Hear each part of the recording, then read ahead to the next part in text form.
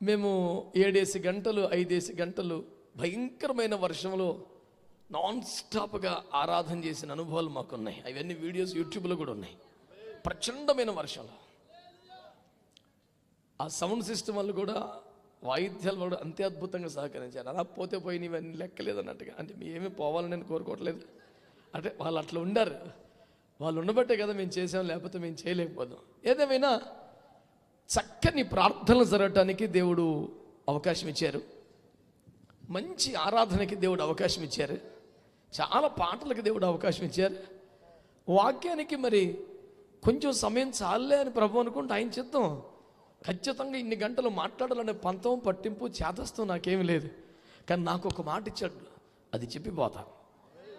హల్లెలూయా. మీకు ఎంత ఓపికండి అంత మంచి స్తోత్రం చెప్పండి. కొంచెం వర్షము కొంచెం ఇబ్బందిగా ఆటంకంగా అనిపిస్తుంది, సహజం. మాకెందుకు అనిపించట్లేదంటే మేము ప్రకాశం బ్యారేజ్ నుంచి ఇక్కడికి గొల్లపూడి సెంటర్ నుంచి ప్రళయ భీకరమైన వర్షంలో వచ్చాం. అది చూసినప్పుడు ఇది అసలు వర్షమే కాదు, ఇది అసలు లెక్కే కాదు. అసలు ఏదో చిన్నగా రాత్రి పడిన మంచు చిన్న గాలి వస్తే ఆకుల మించి రాలినట్టుగా అనిపిస్తుంది మాకు, అంతే. అంత వర్షంలోంచి వచ్చాం. ఏదేమైనా సమయం వ్యర్థం చేయకుండా గబగబా ఒక 2 మాటలు మీ దృష్టికి తీసుకొస్తాను. బైబిల్ తెరిచి చదివేంత అవకాశం కూడా లేదు. సెల్ ఫోన్లో బైబిల్ ఉంటుందిగా, ఇవాళ రేపు ఉందా నాన్న? నీ చేతిలో మైక్ కూడా ఉందా? చదువుతావా? ఎజ్రా 10:1 చదువు చాలు, త్వరగా ప్రజల్ని పంపించేద్దాం.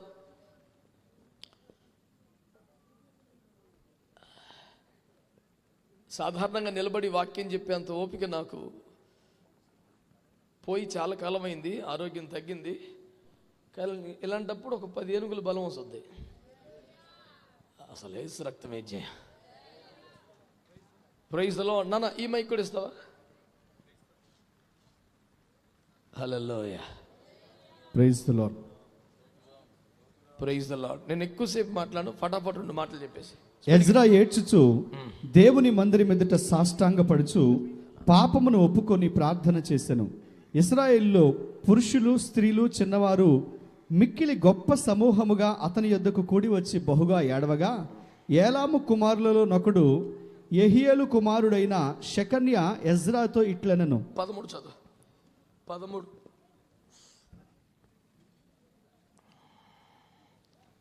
అయితే జనులు అనేకులై ఉన్నారు, మరియు ఇప్పుడు వర్షము బలముగా వచ్చుచున్నందున మేము బయట నిలవలేము. చాలు, అందరం ఒక మంచి స్తోత్రం చెప్పండి ఒకసారి. Come on God's people, shout hallelujah, hallelujah. Virat Kohli batting గురించి మీరు ఎప్పుడైనా ఆలోచన చేస్తే, అందరూ చెలరైపోయి కొడుతున్నప్పుడు వాడు 20-30 కొట్టు వచ్చేస్తాడు. వరుస పెట్టి అందరూ అవుట్ అయిపోయి టార్గెట్ బేపచ్చంగా ఉంటే ఆ రోజు చెలరైపోతాడంట. మీకు ఏదైనా అందిందేమో అనుకుంటున్నాను. Praise Lord. Come on God's people, clap your hands together and praise God. Hallelujah. దైవజనుడైన ఎజ్రా కాలంలో జరిగిన ఒక అద్భుతాన్ని రాత్రి మీ ముందుకు తీసుకొస్తున్నాను. ఈ దైవజనుడు ఒక భయంకరమైన వార్తను విన్నాడట. ఆ వార్త వినగానే, నేను చెప్పేది ఇప్పుడు నా 3వ వచనం, ఆ వార్త వినగానే ఉన్న చోట కుప్పకూలిపోయి భయంకరంగా ఏడ్చాడు. Talking about 9th chapter 5:3. శ్రమ తీరా ఏడ్చాడంట. చుట్టూ పిక్కున్నాడు, గట్టం పెరిగేసుకున్నాడు, బట్టలు చింపేసుకున్నాడు. All the day he was just crying like that. ఏడ్చి ఏడ్చి ఏడ్చి గోల పెట్టేశాడు. ఆ శ్రమ తీరా ఏడ్చాక, ఇది దేవుని మందిరం అయితే ఆ మందిర వీధిలోకి వచ్చి, ప్రభువా నువ్వు నీతిమంతుడు, మేము పాపిష్టులం, నీ మందిరంలోకి వచ్చి అర్హత కూడా మాకు లేదు అని ఏడ్చి ఇజ్రాయేల్ అందరినీ, ఎవరిని, పెద్దలు చిన్నలు భార్యలు శిశువులు పిల్లలందరినీ వచ్చేయమన్నాడు. చర్చికే కదా అని వస్తే ఎవరిని గుళ్ళోకి రానివ్వకుండా మందిరపు వీధిలో మోకరింపజేశాడంట. వేల కొలది ప్రజలు మందిరపు వీధిలో మోకరింపజేశాడు. మోకరింపజేసి, ఒప్పుకోండి, మీ పాపాలు ఒప్పుకోండి, సిగ్గుపడండి, పశ్చాత్తాపడండి, దేవుని తీర్పు మీ మీదకి రాకముందే సరి చేసుకోండి అని నడి రోడ్డు మీద శుద్ధీకరణ నడి రోడ్డు మీద శుద్ధీకరణ గుడికి ఏర్పాటు చేశాడు. ఎప్పుడైతే కన్నీటి వర్షమై సంద్రమై మహారాధన చేస్తున్నారో, అకస్మాత్తుగా ఆకాశం నుండి వర్షం నాటం స్టార్ట్ చేసింది. ఈ వర్షం ఎక్కువైపోతుంది. చంటిపిల్లలు ఉన్నారు, గర్భిణీలు ఉన్నారు, వృద్ధులు ఉన్నారు. వీళ్ళ ప్రార్థన పట్ల ఈ అయ్యగారు కూటం ముగించడు. దేవుడు వర్షం ఆపట్ల. చూసి చూసి చూసి చూసి మెల్లిగా ఎజ్రా ఓపిక చేసుకొని వచ్చి అంటాడు, అయ్యా స్త్రీలను చంటి పిల్లలను కలరు, వర్షము బహుగా వచ్చుచున్నది, ఇక బయట నిలవలేము, ఇవి ఒక్కసారి క్షమించు బాబు అని ప్రార్థన చేస్తున్నాడు. అర్థమైన వాళ్ళందరూ స్తోత్రం చెప్పండి. చిన్నడా, నీకేమైనా ఇబ్బంది అయితే మానిటర్ లేపే ఇబ్బంది లేదా, ఈ బొమ్మానంగా వస్తున్నాయి, నో ప్రాబ్లం. కానీ కోతలు రావటానికి వెళ్ళలేదు. యేసు రక్తమే జయం. దేవునికి స్తోత్రం చెప్పండి. హల్లెలూయా. ఈ రాత్రి నేను మీ దృష్టికి తెచ్చే అంశం ఏమిటంటే, ఈ దైవజనుడు ఎజ్రా ఎందుకు రోడ్డెక్కాడు? ప్రార్థన అంటే రహస్యంగా చేయాలి కదా. బైబిల్లో ఉన్న పేరే father God who says in secret అని మాట్లాడతాడు. ఎప్పుడు కూడా రహస్యమందు చూచు తండ్రి ఆలకించినట్లుగా ప్రార్థన చేయమని, ప్రార్థన చేయనప్పుడు నీ గదిలోనికి వెళ్ళి తలుపులు వేసుకొని ప్రార్థన చేయమని, ఈ రీతిగా ఆయన ప్రార్థించడానికి కొండకి వెళ్ళాడని, ప్రార్థన అంతా ఏకాంతంగా రహస్యంగా దేవునికి మనకి మధ్య జరిగే ఒక వ్యవహారంగా సాగుతుంటుంది కదా. ఏకాంతంగా చేసే ప్రార్థన, రహస్యంగా చేసే ప్రార్థన, ఏమంటే గదిలో చేసే ప్రార్థన, గుడిలో చేసే ప్రార్థన. ఏమిటయ్యా ఉద్దండరాయపల్లిలో రోడ్డెక్కింది? What is the reason behind the prayer came on road? ప్రార్థన బహిరంగముగా బాహాటముగా రోడ్డెక్కడానికి కారణం ఏమిటి? ఈ జఫన్యాకి సుగుణరావు గారికి పనేమీ లేదా? కమ్మగా ఇంట్లో ప్రార్థన చేసుకోవచ్చు, మందిరంలో చేసుకోవచ్చు, రోడ్డు మీద గోలేందా? నిజమే. గదిలో పడి తెచ్చే వాళ్ళం రోడ్డు ఎక్కామంటే, ఏ కుటుంబం రోడ్డున పడిందంటే, గుంభనంగా తెరచోటకు వెళ్ళి కట్టిన చాపున ఏడ్చే వాళ్ళు రోడ్డు మీదకి వచ్చి ఏడుస్తున్నారంటే ఏదో జరిగిందనే కదా. ఏమై ఉండొచ్చు నా బాధ? సుదీర్ఘ విశ్లేషణ చేసే అంత సమయం లేదు కదా. ఒక్క మాట చెప్తాను. ఎందుకు మాకు అర్హత లేదు, మాకు యోగ్యత లేదని ఎజ్రా ఏడుస్తున్నాడు? నీ సన్నిధికి రాకూడని వారము అని ఎందుకు అడుగుతున్నాడు? మందిరములోనికి కాక మందిరపు వీధిలోనికి పోగు చేసి చంటి బిడ్డలు కూడా వర్షములో తడుస్తున్న శుద్ధీకరణ కూడిక ఆపట్ల ముగించట్ల పశ్చాత్తాపడండి, ఏడవండి, ప్రార్థన చేయండి అని అంటున్నాడు. ఏం జరిగింది ఇంతకీ? ఇది వినగానే కుప్పకూలిపోయినట్టు. ఏది విన్నట్ట? చదువునాను ఒకసారి. ఎజ్రా గ్రంథం మొత్తం సర్దేశావా? దేవునికి స్తోత్రం. ఎజ్రా గ్రంథము 9వ అధ్యాయం. జఫన్య సంగతి తెలుసు కదా, అయిపోయింది అంటాడు, అవదో. స్తోత్రం.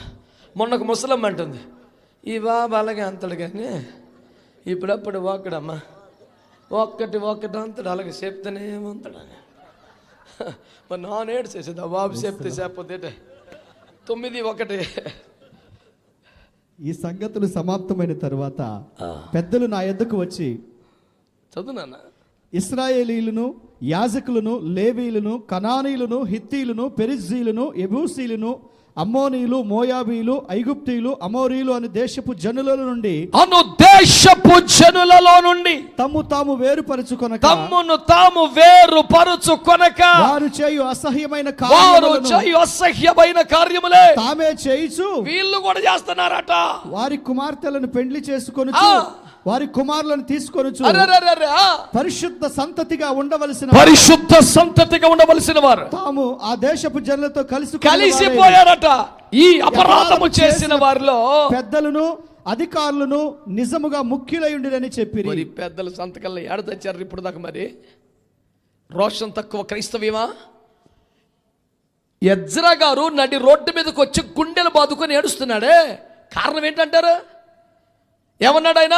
నా జుట్టు పీక్కున్నాను, గట్టపు పక్కలను లాగేసుకున్నాను, బట్టలు చింపుకున్నాను, శ్రమ తీర రోజంతా ఏడ్చాను. ఈయన ఏడుపు తీరాక రోడ్డెక్కి మొత్తం మంది రోడ్డెక్కించాడు. రండిరా, రండి గుడికాడికి రండి అన్నాడు. గుడికాడికి వచ్చాక తాళం వేశాడు. అదే అందయ్యా రమ్మన్నావు, తాళం వేసావు ఏంటంటే, మీ గుళ్ళోకి వచ్చే అంత అర్హత లేదు, వీధిలో మోకరించమన్నాడు. ఎజ్రా 9-10 అధ్యాయంలో జరిగింది ఈ రాత్రి ఇక్కడ జరుగుతుంది. ఇప్పుడు వర్షం వచ్చింది కాబట్టి, సీనెట్ట మారింది కాబట్టి ఇప్పుడు ఈ రెఫరెన్స్ తీసుకుని అనుకుంటున్నావా? ఈయనకి సంబంధించిన ప్రత్యక్ష ఉదయం ప్రభు నాతో మాట్లాడితే మధ్యాహ్నమే దీని మెసేజ్ తమ్ముళ్ళు కూడా చేయించా. ఏడా పిల్లవాడు ఎక్కడున్నాడు? ఏడా కనబడతలేదు, ఇంకా వస్తున్నాడా? నీకన్నా ముందు వర్షమే బెటర్రా. స్తోత్రం చెప్పండి, గట్టి హల్లెలూయా చెప్పండి, హల్లెలూయా. ఈ రాత్రి ప్రసంగం తమ్ముళ్ళు చేయించా. ఆ ప్రసంగం టైటిల్ ఏంటి తెలుసా? రొడ్డెక్కిన రహస్య ప్రార్థనని. చప్పట్లు కొట్టి స్తోత్రం చెప్పండి. దైవజనుల దుఃఖానికి కారణముంది, పరిశుద్ధుల ప్రలాపానికి కారణముంది, వర్షములో కూడా బోరున కన్నీరు గార్చి ప్రార్థన చేయడానికి కారణముంది. ఇంతకు ఏం జరిగిపోయింది? దొంగతనమా, వ్యభిచారమా, మద్యపానమా, విగ్రహార్పితముల ఆస్వాదన, ఏం జరిగిందిరా అని అడిగితే వారు దేశపు జనులలో నుండి తమ్మును వేరుపరుచుకొనలేదంట. ఎవడు దాగలా, ఎవడు తప్పుడు పనులు చేయలా, మరి ఏంటి అయ్యగారికి అంత బాధ అంటే వారు దేశపు జనుల్లో నుండి తమ్మును తాము ప్రత్యేకపరుచుకొనలేదు, వేరుపరుచుకొనలేదు అంటూ మళ్ళీ అంటాడు దాని కొనసాగు. ఈ అపరాధము చేసిన వారిలో ఇశ్రాయేలు పెద్దలు కూడా ఉన్నారంట. అంటే క్రొత్తగా ప్రభువుని నమ్ముకున్న వారి దగ్గర నుంచి, సామాన్య విశ్వాసాల దగ్గర నుంచి కొని క్రైస్తవ సంఘ నాయకులు, నాయకత్వంలో ఉన్నవారు, ఏలుబడి చేస్తున్నవారు, పెద్దలు అనిపించుకుంటున్నవారు గనులుగా చాలా మంది అవుతున్నారు. ఇదే భయంకరమైన పాపం చేశారంట. ఏం పాపం అది? మందిరములకు రాకూడని పాపం. ఏం పాపం అది? నడివీధుల్లో భార్య బిడ్డలతో మోకాళ్ళ మీద పడి ఏడవలసిన పాపం. ఏం పాపం అది? జుట్టు బిక్కొని, గడ్డ పక్క లాగేసుకొని, బట్టలు చింపుకొని, బూడిద మోసుకొని దినమంతా ప్రలాపించవలసిన పాపం. ఏంటయ్యా ఏంటా పాపం? జోరు వానలు కూడా ప్రార్థన ఆగకుండా పశ్చాత్తపడాల్సిన పాపం. ఏంటది? ఏంటంత ఘోరం అంటే సాధారణ జనుల్లో నుంచి వేరుపరచుకోలేదంట. వేరుబాటు జీవితం కన్నా ప్రాముఖ్యమైంది బైబిల్లో ఇంకేమీ లేదు. మౌనంగా ఉన్న వాళ్ళందరికీ 100 నమస్కారాలు. మాట్లాడండి, నోరు తెరిచాట, శాతపడి చూస్తున్నాడు. స్తోత్రం చెప్పు మంచిగా. హల్లెలూయా. బైబిల్ గ్రంథములో వేరుబాటు జీవితం కన్నా ప్రాముఖ్యమైనది ఏమీ లేదు పిల్లలా. ఫటాఫట్ చెప్తాను చూసుకో. మీరు 100 చదివి అక్కర్లేదు. పద్దాక మా వాడు జోబులో దాచేసిన ఫోన్ తీసి బాధలేమో లేదు. యేసు రక్తమే ఇచ్చే. హల్లెలూయా. బైబిల్ గ్రంథంలో ఫటాఫట్ బైబిల్లో మొదటి పేజీ ఉందా మీకు? అదేం ప్రశ్న అంటావా? మొన్న ఒకటి తెచ్చాడు, ఆది కాండమే లేదు, ప్రకటన గ్రంథం లేదు. ఆడికి ఆడు చిన్నప్పుడు హాస్టల్లో ఉన్నప్పుడు ఇచ్చారంట బైబిల్, అదే చదువుతాడు. 30 ఏళ్ళు వచ్చినాయి ఆడికి. ఇటు ఆది కాండం తినేసిందటు. ఎందుకని? ఆడు వాక్యం తినే రకం కాదుగా. ఆడు ఒక సన్నాసి రకం క్రైస్తవుడు. సొక్క ఉండగా 20 సొక్కాలు కొంటాడు, బట్టలు ఉండగా 100 జతలు కొంటాడు. బైబిల్ మట్టికి 30 ఏళ్ళ నుంచి అదే సిగ్గులేని క్రైస్తవుడాడు. బైబిల్ కొనుక్కోవద్దు, చదవద్దు, మారు మనసు మాట్లాడరు. ఎవరు మొత్తం ఆడు చుట్టాల్లాగా ఉన్నారా? చిచ్చే మందొక బ్యాచ్. వర్షమైన, ఎండైనా, కొండైనా, లోయైనా ఆగదు నా పయనో అనే టీవీ. యేసు రక్తమే దేవునికి మహిమ కలుగునుగాక. శ్రద్ధగా ఈ ఒక్క మాట వినండి పిల్లలారా. దేవుడు సృష్టిని కలుగు చేసిన వైనాన్ని ఆది కాండం 1వ అధ్యాయంలో దేవుడు వర్ణించాడు. అవునా కాదా? మరి కొన్ని మాట్లాడరు బాబరే. మీ మౌనం నశించిన గాక, మీ నోర్లు తెరవబడిన గాక. మృతులు ఒక్క మనిషి శబ్దం విని లేస్తారంట. మరి మీకేమైంది? వాళ్ళకన్నా బేబచ్చమైందిరా నాయన. స్తోత్రం చెప్పో. హల్లెలూయా. అన్నయ్య ఇచ్చిన తర్వాత దేవుడు మాట్లాడబాకనని చెప్పావు ముందు. ఏదో చెప్పావా బాయ్? వీళ్ళంతా నీ మాట వినే భక్తులే. స్తోత్రం చెప్పో. హల్లెలూయా. ఈ ఒక్క మాట వినండి బిడ్డలారా. మొదటి దినమున దేవుడు ఏం కలుగజేశాడు?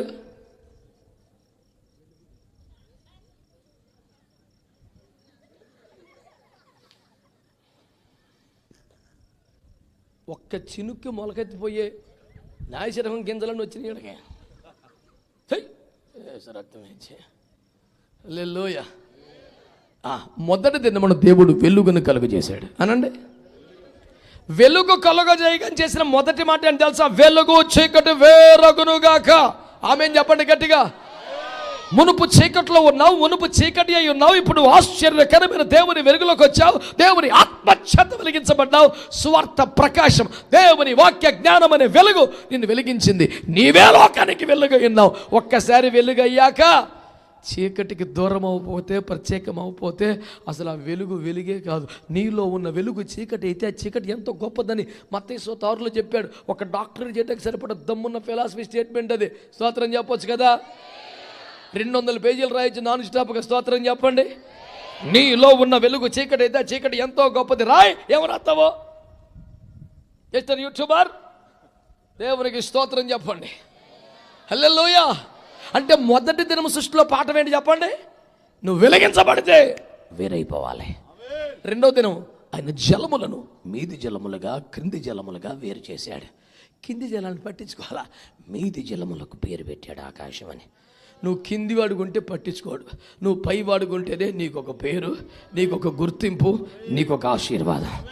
మూడవ దినముకు వస్తే ఆకాశము కింది జలములొక్క చోట కూర్చబడే మధ్యలో ఆరిన నేల నాకు కనబడునుగా అన్నాడు. ఆరిన నేల ఏది? కోట్ల సంవత్సరాలుగా జలముల కింద నానిపోయి మగ్గిపోయి ఉన్నప్పుడు భూమి పైకి రావడమే, ఆరిపోయి రావాలండి. ఇప్పటికి ఇప్పుడు ఎట్లా కుదరద్దండి?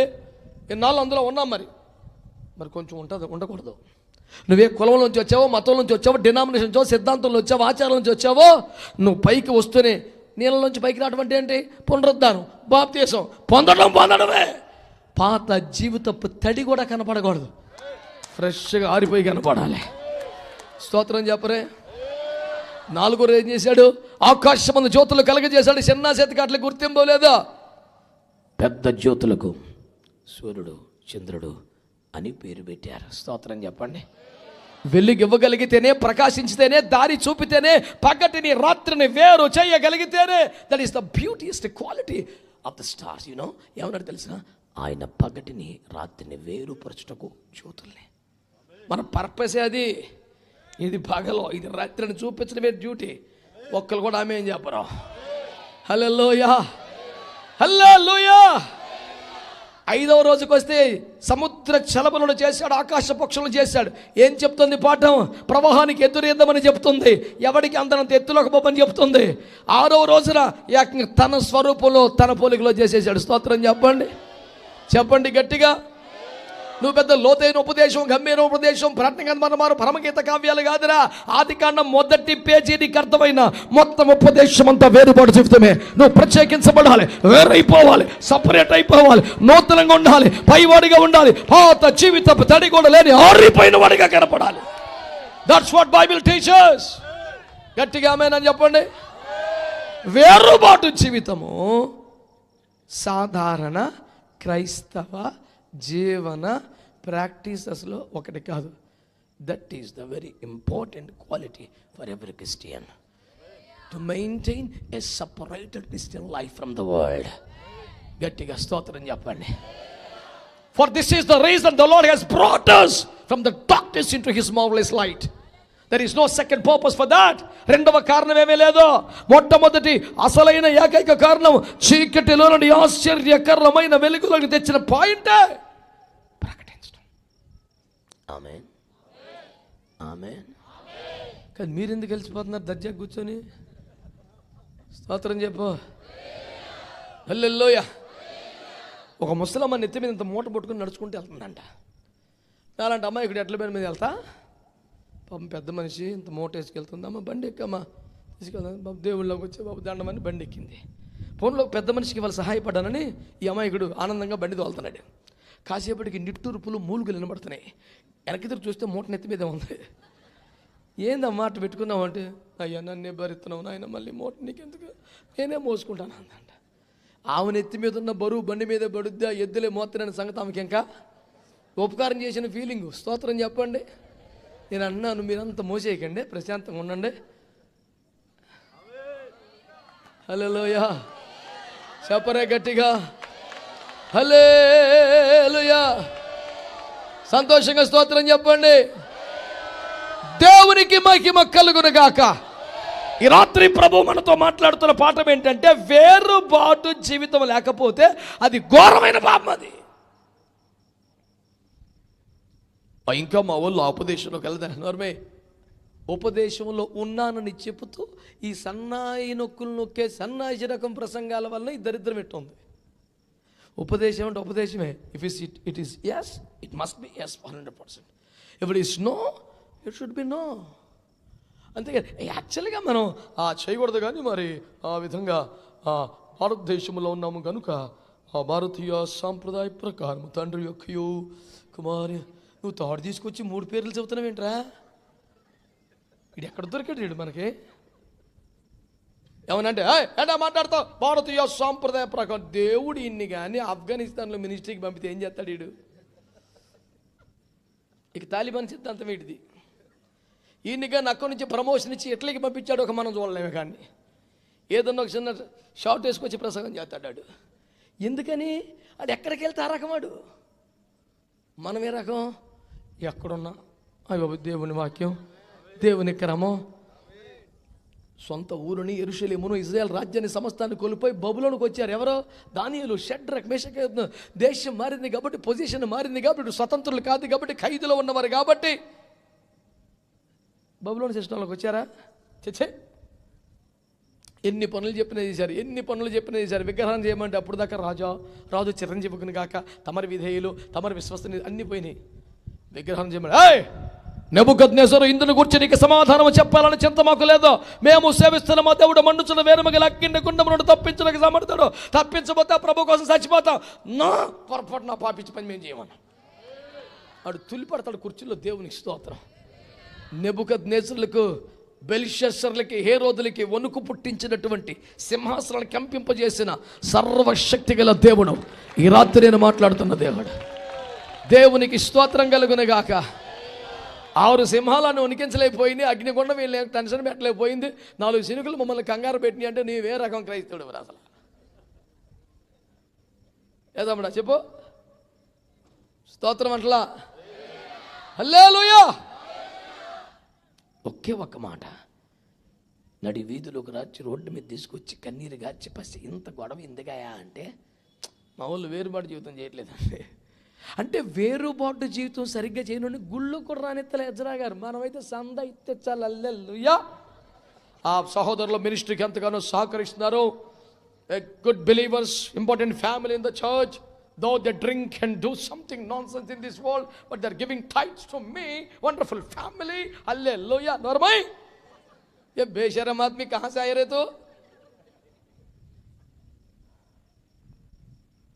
यीशु मसीह के नाम से पुकार करने चालू कर दिया.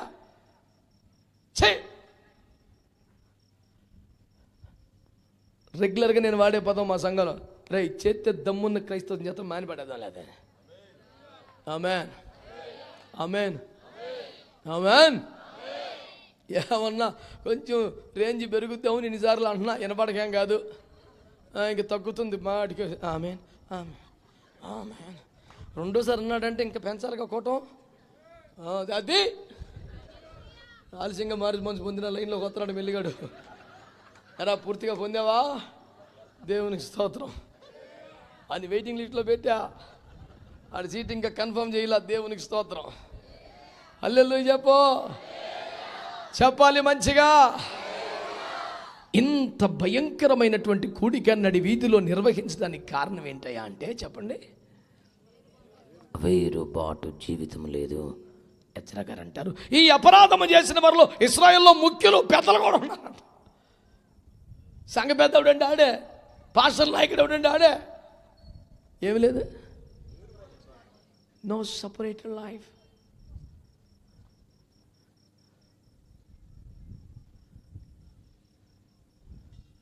उसको पुलाव बनाने के कहा, वो खिचड़ी बन गया, दाल गिल सब कुछ उसमें डाल दिया.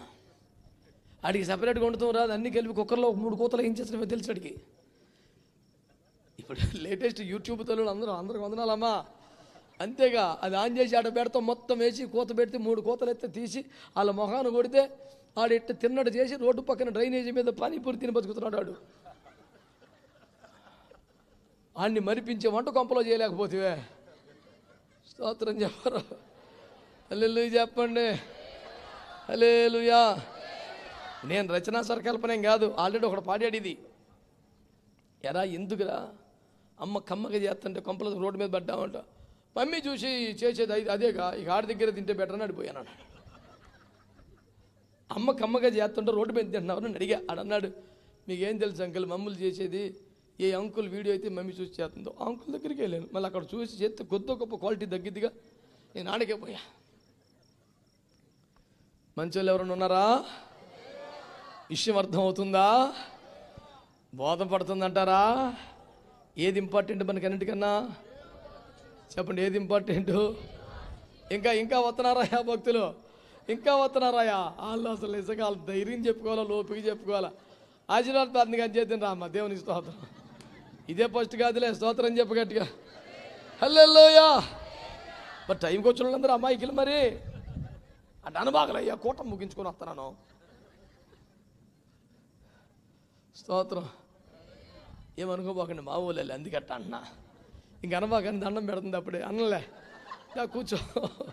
స్తోత్రం చెప్పండి. పొద్దుగుగుల నా కోసం ఏడిచి ప్రార్థన చేసే తల్లి అమ్మకు తల్లి. అందుకే ఆ మీద సొన మీద మాట్లాడతాను. అడెవడో దారి పడితే నేనెందుకు మాట్లాడతా? దేవుని స్తోత్రం. ఈసారి తొందరగా వచ్చామా? వచ్చేస్తుంది. దేవుని స్తోత్రం. అందరూ స్తోత్రం చెప్పండి, చెప్పాలి గట్టిగా. శుద్ధీకరణ కూడిక ఎందుకు ఏర్పాటు చేశారు? నడి వీధిలో కూడిక ఎందుకు ఏర్పాటు చేశారు? రొట్టెక్కిన రహస్య ప్రార్థన కారణం ఏమిటంటే క్రైస్తవులు, విశ్వాసులు, పరిశుద్ధులు, సంఘ పెద్దలు, కాపరులు, క్రైస్తవ నాయకులు వేరుబడుచు తరుగోలిపోయారు. ఎవడు నచ్చినట్టు బతుకుతున్నాడు, ఆచారంలో సాంప్రదాయాలు కలిసిపోయారు. లోకంలో లౌకికమైన ఆత్మను పొందుకుంటున్నారు, పరిశుద్ధాత్మను పొందుకోవట్లేదు. అసలు పరిశుద్ధాత్మ క్వాలిటీ చెప్పనా చెప్పనా చెప్పనా చెప్పనా చెప్పనా మీ మౌనం నశించిన కాక చెప్పనా? యేసు బాప్తిస్మను పొంది ఒడ్డుకు రాగానే ఏం జరిగిందిట? పరిశుద్ధాత్మ ఆయన మీదకి బలముగా. నేను కూడా పొందాను అంటున్నావుగా ఆత్మ, నువ్వు గోలగోల చేసి. కానీ ఆత్మ లక్షణం ఏంటి తెలుసా? ఆయన మీదికి రాగానే పరిశుద్ధాత్మ ఆయన అరణ్యములకు త్రోసుకొని పోయాను. నిన్నెందుకురా జనాల్లోకి తీసుకెళ్తుంది? మరి పద్దాక సెంటర్లోకి తీసుకెళ్తుందా? ఎక్కడ 10 మంది ఉంటే అక్కడే సెల్ఫీ దిగుతున్నావుగా. అదే ఆత్మ ఖచ్చితంగా వేరొక ఆత్మది. If it is the Holy Spirit God, he will take you from the people to the Father. ప్రజల వద్ద నుండి తండ్రి దగ్గరికి నిన్ను తీసుకెళ్ళగలిగితే, ఏకాంతపరచగలిగితే, ఒంటరి చేయగలిగితే, ప్రార్థనలో నడిపించగలిగితే ప్రజలకు ఈ జనం, ఈ స్తోత్రం, అదిగో గొర్రె పిల్ల బేబత్సహ అని ఈయన చెప్తున్నాడు, ఈయనే నా ప్రియ కుమారుడు ఆయన చెప్తున్నాడు. ఫుల్ పొగడ్తలు, హడావుడి, జెండా కట్టే మూమెంట్, బ్యానర్ కట్టే మూమెంట్, ఎటు చూసినా ఫాలోయింగ్. ఎలాంటి చోట వద్దు నాన్న, నువ్వు వెళ్ళిపో, పద, నువ్వు ప్రార్థనలో కూర్చో అని ఆయన్ని తోసుకెళ్ళిపోయాడంట. స్తోత్రం చెప్పరే. ఈయన మాటనే రకం కాదని కాదు తోసుకెళ్ళటం, ఈ మాటలు పడకూడదని, ఈ శోధన రాకూడదని, దావీదుని అడవులు పాలు చేసిన అమ్మలక్కల జైలు తగలకూడదని ఎవరు మాట్లాడరే? మనకేమో ఇంట్రెస్ట్ ఎంత లెక్కలేదంటే డబ్బులు ఇచ్చి చెప్పించుకొని అడిగి వచ్చింది దరిద్రం. మీకు ఇప్పుడు పరిచయం అయిందా? పుతం దయ్యం, నువ్వు ధన్యుడివి. పౌలు గారిని పుతం దయ్యం బూతులు చెప్పిందండి, చెడ్డమట్లు చెప్పిందా? దుర్మార్గుడు వస్తున్నానందా? వీళ్ళు సర్వోన్నతుడైన దేవుని కుమారులు, వీళ్ళు మీకు రక్షణ స్వార్థ. ఎంత ఒక్క అబద్ధం, ఒక్క తప్పు చెప్పింది అసలు పర్ఫెక్ట్గా, ఎగ్జాక్ట్గా, సూపర్గా ఇంట్రడక్షన్ ఇస్తే అప్పుడు పౌలు గారు ఏమన్నాడు? Thank you, very nice of you అని అలాగా ఇస్తానా అందని ఎల్లగొట్టాడు. మంచి మాటలు చెప్పిందిగా. ఇప్పుడు మన వాళ్ళు ఎల్లగొడతాం కాదు, ముందు 5,000 ఇచ్చి ఆడి నుంచో పెడుతున్నారు. గొప్ప దైవజనులు మరి అంతర్జాతీయంగా ఎడిట్ అవుతాడు, గుండెలు దిగిపోతాయి, సొక్కా సాలు తీడు దరిద్రం పాడుగాను. ఆడు కూటమి అయిపోయిన తర్వాత థ్యాంక్స్ బ్రదర్, మీరు చాలా బాగా మాట్లాడారు. మరి సందా ఆడు ఊరక మాట అలా కవర్, ఆడికి ఎత్తితేనే ఈయన కవర్ చేస్తాడు. ఈ కవర్ కూటమి నాశనంగాను. కల్వరి ఒక్కటి చాలు, నో కవరింగ్, ఏసు రక్తమే.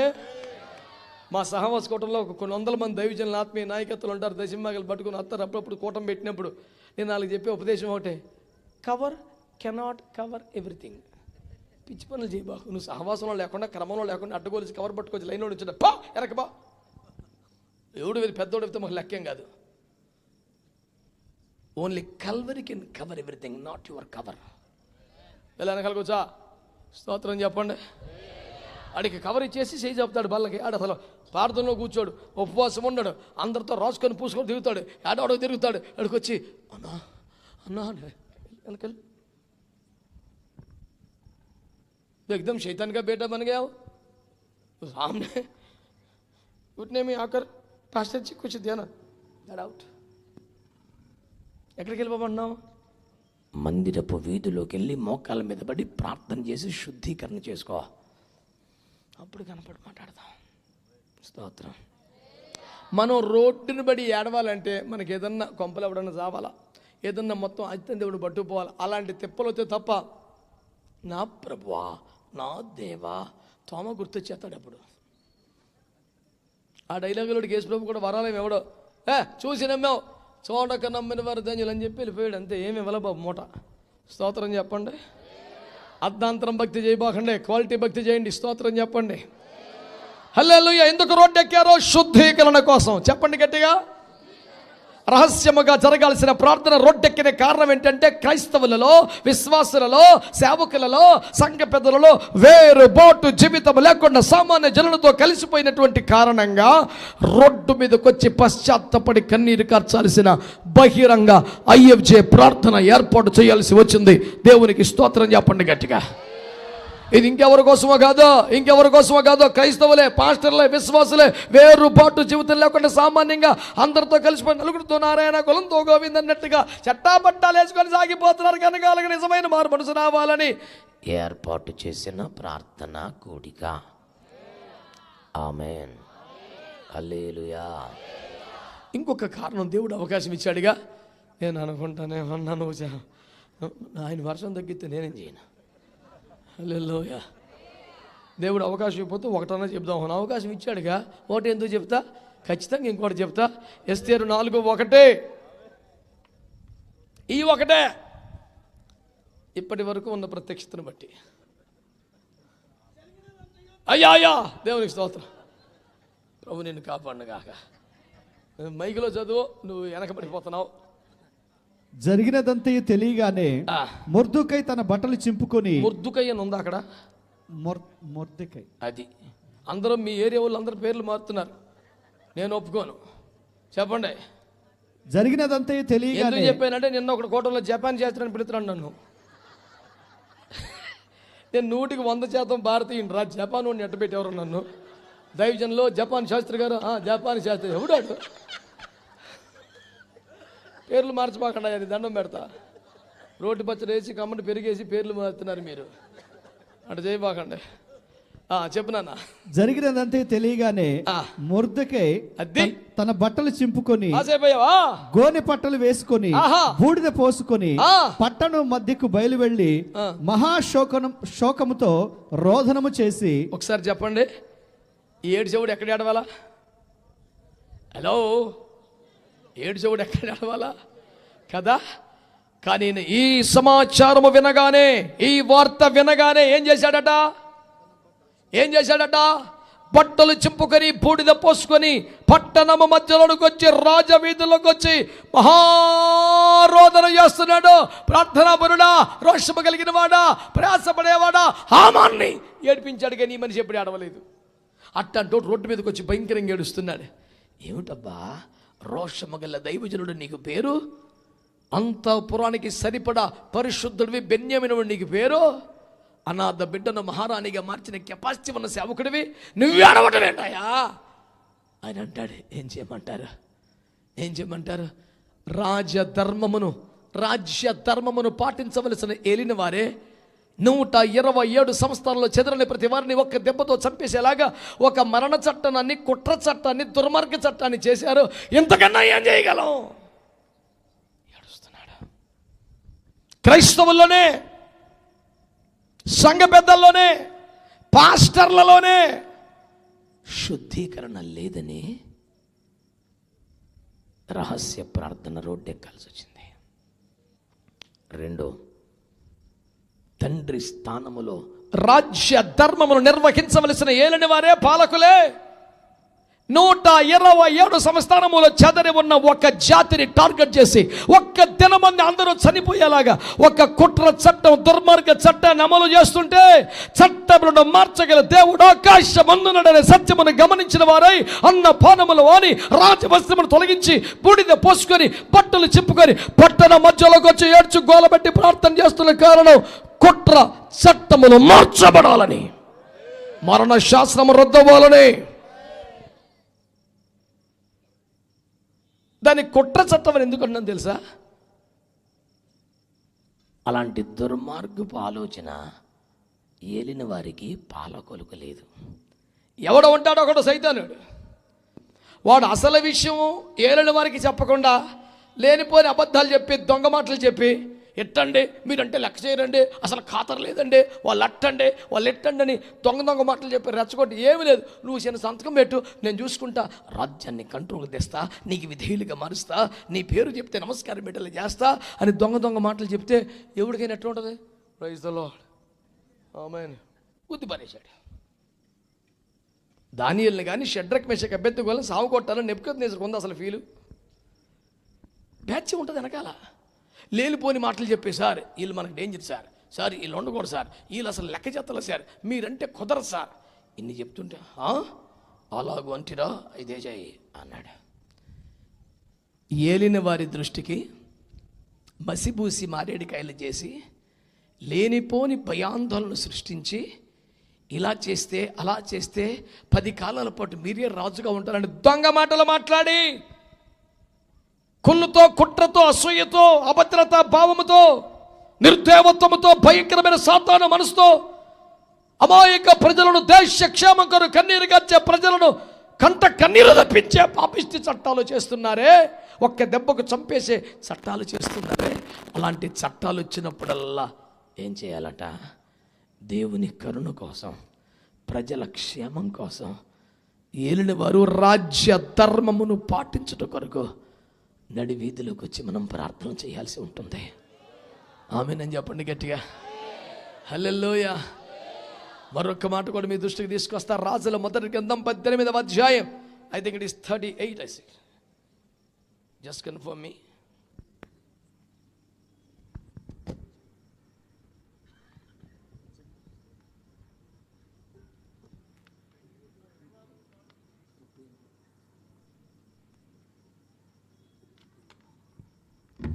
అతడు ఎలాగూ ప్రార్థన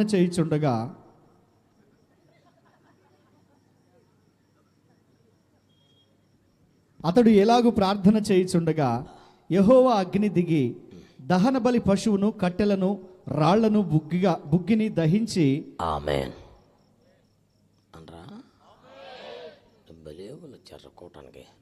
ఆమేన్. హల్లెలూయా. ఈయన కెరీతు ఒక దగ్గర ప్రార్థన చేసుకున్నాడు సార్, ఎవరికి తెలియదండి. సారేపతు మిద్ద మీద ప్రార్థన చేశాడు, ఎవడు వినలేదు సార్. కర్మేలు కొండల్లో మొర్ర పెట్టాడు, ఎవరికి తెలియదు. కానీ ఒక దినాన డైరెక్ట్గా రాజుగారికి లెటర్ పెట్టాడు, సార్ ఈ దేశంలో ఎంతమంది బయలుదేవత ప్రవక్తలు ఉన్నారు మొత్తం మందిని మా చర్చి క్యాంపస్కి తీసుకొచ్చే అన్నాడు. రాజుగారుగా బయలు ప్రవక్తలందరినీ తెచ్చాడు. 450 మంది, 450 బలిపీఠాలు కట్టుకొచ్చున్నారు. ఆపోజిట్గా ఒకే ఒకడు 1:450 యేసు రక్తమే జయం కూర్చున్నాడు. వాళ్ళందరూ పద్యం ఏంటి? ఇప్పుడు ఎవరు ప్రార్థన చేస్తే ఆకాశము నుండి అగ్ని వస్తుందో వారి దేవుడే నిజమైన దేవుడని. 450 మంది బయలు ప్రవక్తలు తిప్పలబడ్డారు, శరీరాన్ని కోసుకున్నారు, నానా తిప్పలబడ్డారు, బలి అర్పణలు చేశారు, గాజు మొక్కలు తెచ్చారు, వాళ్ళంతా చేరుకున్నారు, రక్తం ఏం చేసుకున్నారు కానీ అగ్గి రాలేదు. ఆఖరి వంతు మనం ఇప్పుడు లాస్ట్ కదండి, మరి దేవునికి స్తోత్రం. ఆఖరి ఛాన్స్ ఇచ్చారండి. లాస్ట్ ఛాన్స్ ఇవ్వగానే ఎప్పుడు కెరీతు వాగులో, సారేపతు మిద్దె మీద, కర్మేలు కొండ మీద ఒంటరిగా ఏడ్చే పెద్ద మనిషి, కొన్ని వేల మంది ప్రజలు, రాజుగారు సహా ప్రవక్తలందరూ చూస్తుండగా బలిపీఠం దగ్గర మోకరేసి, యెహోవా నీవే దేవుడు అనియు. ఆమేనండి. యెహోవా నీవే దేవుడు అనియు, నీ సెలవు చేతన నేను ఇవన్నీ చేస్తున్నాననియు ఈ ప్రజలందరూ తెలుసుకున్నట్లుగా నా ప్రార్థనకు జవాబువా అన్నాడు. అంతే. ఆకాశం తెరవబడి పెలమని అగ్గి వచ్చేసింది. స్తోత్రం చెప్పండి. హల్లెలూయా. ఎప్పుడైతే అగ్ని దిగి వచ్చిందో స్తోత్రం చెప్పండి. అగ్ని ప్రచండంగా మధ్య వచ్చి భగభగ అన్నింటినీ దహించి వేయించుండగా ఏలియా మైకందుకని ఏమంటివి అన్నాడా ఇప్పుడే ముందువు హోయ్ అన్నాడా? ఏమనలా. స్తోత్రం చెప్పండి. స్తోత్రం చెప్పండి. అగ్ని దిగి వచ్చి ఏం చేసిందంట? పశువును దహించింది. కట్టెలు బూడిదైపోయాయి, రాళ్ళు పిండి అయిపోయినాయి. చెప్పండి, నీళ్లు కూడా ఆరిపోయినాయి. అగ్గి మాత్రం పొగ మండిపోతుంది. అప్పుడు ప్రజలంతా వీధుల్లోకి వచ్చి యెహోవా దేవుడని కేకలు పెట్టి మొదలెట్టారు. ఆమేన్. రహస్య భక్తులందరూ లోపల భక్తి చేసుకుని అందరూ బాహట్టంగా వీధుల్లోకి వచ్చి యేసే దేవుడని ఒప్పుకుని ఒక శుభ దినము దేవుని శక్తి నిరూపించబట్టు ద్వారా రావాలని క్రైస్తవులందరూ ఏం చేయాలి చెప్పండి? ఇంకా చూస్తున్నారా? రండి ప్రార్థన చేసి ముగించుకుందాం. ఎవడా చూపు మోకల్లై దేవునికి స్తోత్రం కలుగునగా. అందరూ అందరూ అందరూ అందరూ ఆరోగ్యం ఉంటే మీరు మోకాల మీద పడండి. మీ చుట్టుపక్కల ఇబ్బందిగా ఉందంటే ఎదురుకుండా గ్రీన్ మ్యాట్ ఉంది, 1/2 కిలోమీటర్ వేశారు ఇక్కడ. రండి.